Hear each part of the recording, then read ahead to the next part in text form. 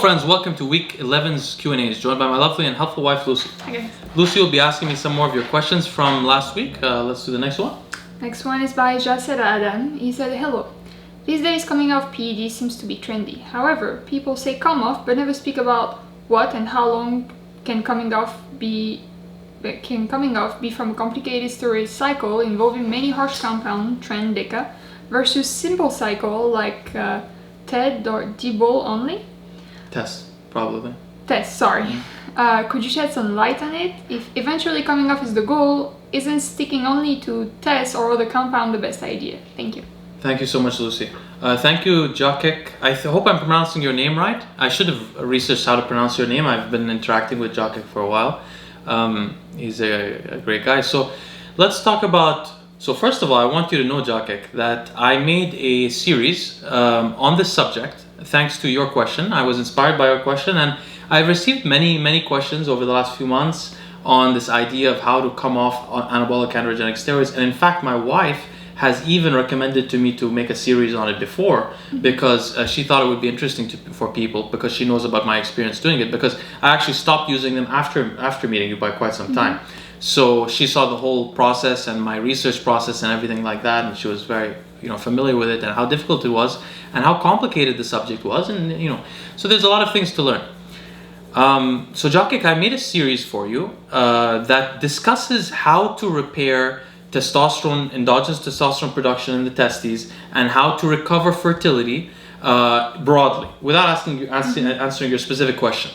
And I talk about it from a background of academic research as well as from my own experience. It'll be 4 episodes, and these episodes will follow exactly following this video. But for this video, I'm going to talk about Jakek's question precisely, which is, he asked, are harsher compounds like Deca and Trenbolone more preventative at someone being able to recover than using what he calls less harsh compounds like testosterone and dianabol? So, and I know you don't maybe know too much about these compounds, but I never used these harsher compounds when I knew you, so you never got to know how harsh they really are. But anyway, they're really horrible. So not very much is known about recovery from individual hormones in academic or clinical research. In fact, let me be clear, nothing is known.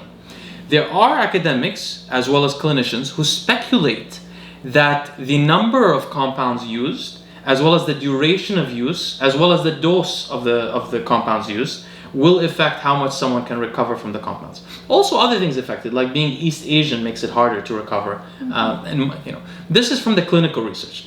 Now, from my personal experience and what I've seen from clients as well as friends over 15 years or so, as well as on the forums, everywhere else, for many years, what I've noticed is this. Here's my opinion. First of all, men who are naturally more virile, which means people who have naturally higher testosterone levels, or who look more virile, like for example, they're hairier, they go bald, things like that, those men tend to recover better than men who don't go bald, are not as hairy. That's one thing, first of all. This is what I've noticed. Second thing is that I've noticed that the longer someone stays on a cycle, in general, the harder it is to come off, for sure. Harder it is to recover function after you come off.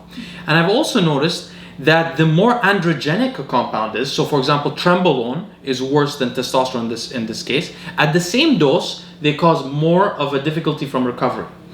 Now, finally, I would say that the higher doses, just like they speculate, definitely makes it harder to recover. Now, this is the thing about it though. What many people don't realize is that the gonadal size, the size of the testes, is a great approximation for how impaired the hypothalamus pituitary gonadal system is. So the smaller the testes are, as you know, when people use these drugs, their testes get smaller temporarily. The smaller they are, the more impaired the system is.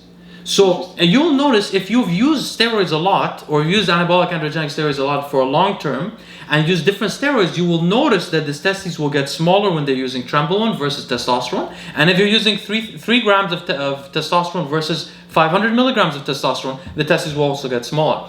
Also, you'll notice that the longer you stay on, the less the size will fluctuate, which I speculate to be permanent damage occurring from oxidative stress in the testes. But there's some evidence of this. I mentioned in the series that will come out starting tomorrow, but there are people who have died and had their post-mortem examinations, and they found testicular fibrosis, which is scar tissue in the testes. These are bodybuilders.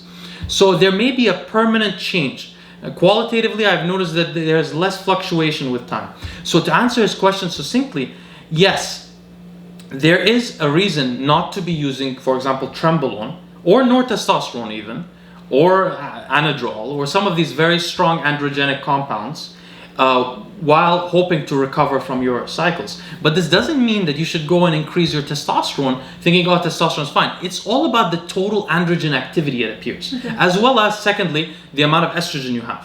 Because you guys will see from the series that estrogen and testosterone both send signals to your hypothalamus to stop producing gonadotropin releasing hormone, which then causes the pituitary to stop producing the gonadotropins LH and FSH. LH and FSH, which then cause the result in reduced testicular testosterone production and reduced sperm maturation and proliferation in the body. So basically, don't use Trenbolone and don't use stronger androgens if you want to recover, but don't use very high doses also, and be concerned about the very long cycles. Okay. And to be honest with you, if you are a guy who's using steroids trying to get really big or really strong or be competitive, you're probably never going to go off them completely. You're going to go off for a month or a month and a half in the year. But if you go off for long periods of time, you lose a lot of it. You go backwards, 2 steps forward, 1.5 steps backwards. So you won't do that. So basically, you will have great difficulty recovering. And that's why I've made this series, to show people how they can recover like I did, and to show people how serious it is. And it's a long-term endeavor. It's not a 4-week PCT. It's not a 6-week PCT, post-psychotherapy they call it. It is a 6-month to a year to a year and a half, that kind of therapy. Great. Thank you guys so much for your question. We'll see you next time.